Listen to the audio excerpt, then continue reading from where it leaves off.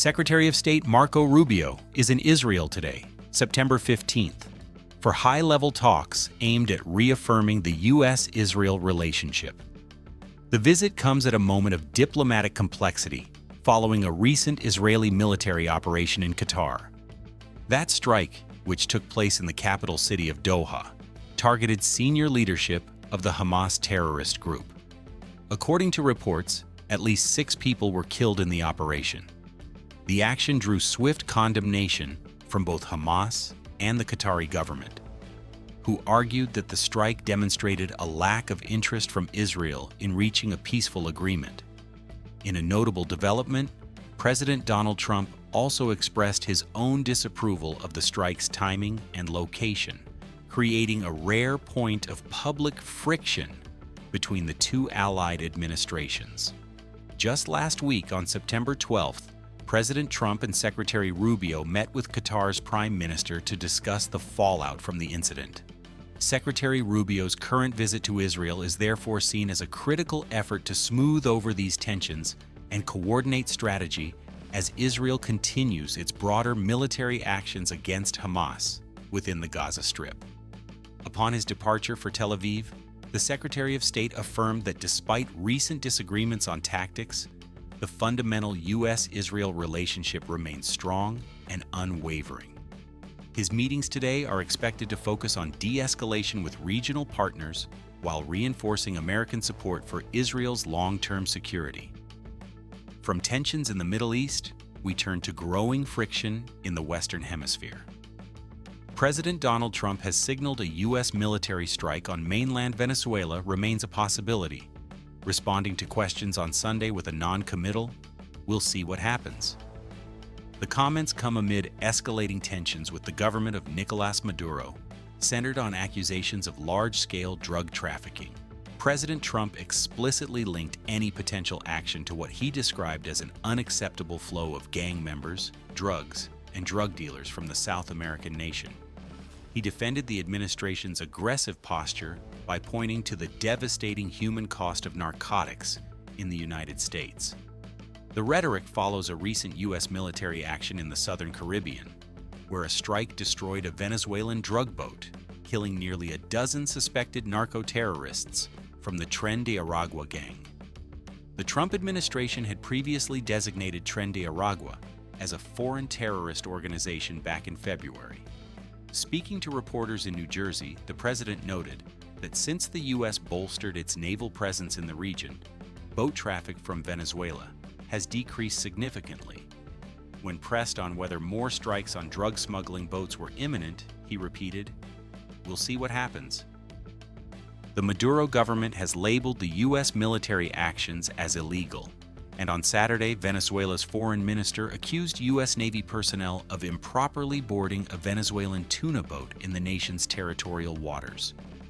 The Trump administration's assertive policies are setting the stage for a landmark term at the Supreme Court, which is set to return soon. Legal experts anticipate the justices will wrestle directly with the constitutional limits of executive power, as months of litigation have worked their way through lower courts. A key example is the ongoing legal battle over the administration's policy on birthright citizenship.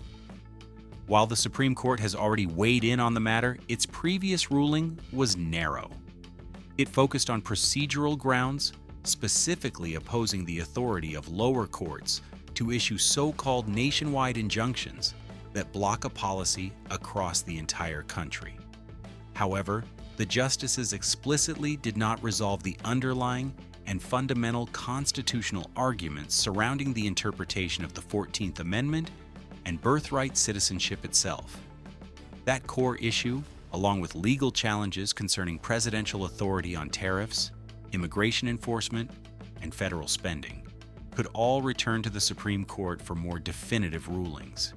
The court has recently utilized its emergency docket to issue more tentative decisions, often lifting holds placed by lower courts, but the upcoming term is expected to move beyond these procedural questions and into substantive constitutional law, potentially reshaping the balance of power between the branches of government for years to come.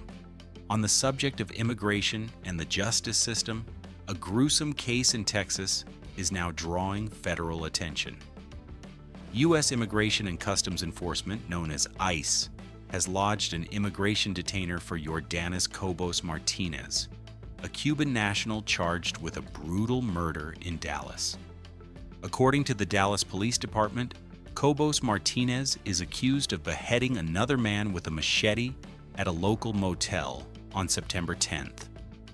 In a statement, the Department of Homeland Security provided harrowing details, alleging that the suspect committed the homicide following an argument and did so in front of the victim's spouse and child.